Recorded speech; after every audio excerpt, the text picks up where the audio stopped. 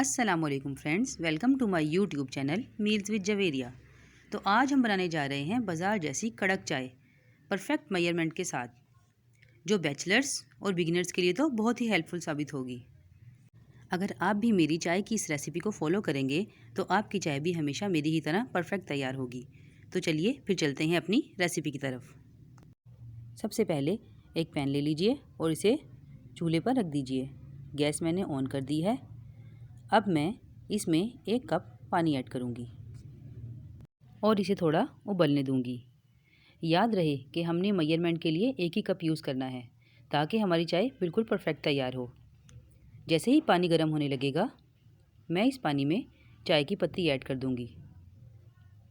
पत्ती मैंने ली है 2 टीस्पून। क्योंकि मैं ये चाय 2 लोगों के लिए बना रही हूँ तो मैं इसमें 2 टीस्पून पत्ती ऐड करूँगी। 1 कप चाय के लिए 1 टीस्पून पत्ती काफ़ी रहती है। अगर आपको चाय कड़क चाहिए तो हम पानी में पहले पत्ती ऐड करेंगे, इसे थोड़ा सा पकने देंगे और उसके बाद दूध ऐड करेंगे। और अगर आप लोग नॉर्मल चाय पीते हैं तो हम पानी में पहले दूध ऐड करेंगे और उसके बाद पत्ती ऐड करेंगे।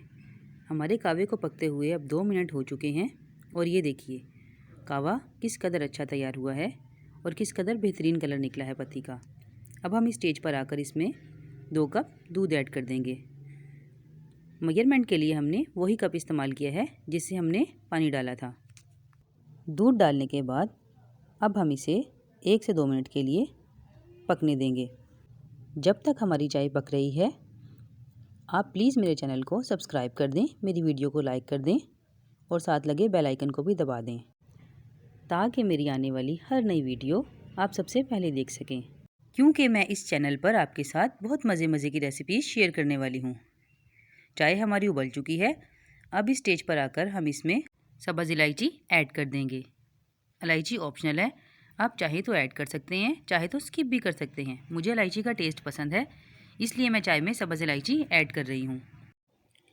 इलायची डालने के बाद इसे 1 से 2 मिनट के लिए पकने देंगे और जब चाय हमारी पकने लगेगी तो हम इसको 2 से 3 मिनट के लिए अच्छी तरह से फेंट लेंगे। चाय को फेंटने से पत्ती का रंग बहुत अच्छा निकलता है और चाय भी बहुत फ्लफ़ी बनती है और इसका टेस्ट भी बहुत अच्छा आता है। अब इस चाय को फेंटते हुए 2 से 3 मिनट हो चुके हैं और ये देखिए चाय का रंग किस कदर खूबसूरत निकल कर आया है। इस स्टेज पर आने के बाद ही चाय में चीनी ऐड की जाती है। याद रहे चीनी हमेशा एंड में ही ऐड करें, इससे चाय का टेस्ट ज़्यादा अच्छा निकलता है। तो अब हम इस चाय में चीनी ऐड करेंगे। चीनी हमने 2 टीस्पून ली है। आप लोग अपने टेस्ट के हिसाब से चीनी कम या ज़्यादा कर सकते हैं। चीनी ऐड करने के बाद हम चाय को फिर से 1-2 मिनट के लिए फेंट लेंगे ताकि चीनी इसमें अच्छी तरह से हल हो जाए और चाय और फ्लफ़ी तैयार हो।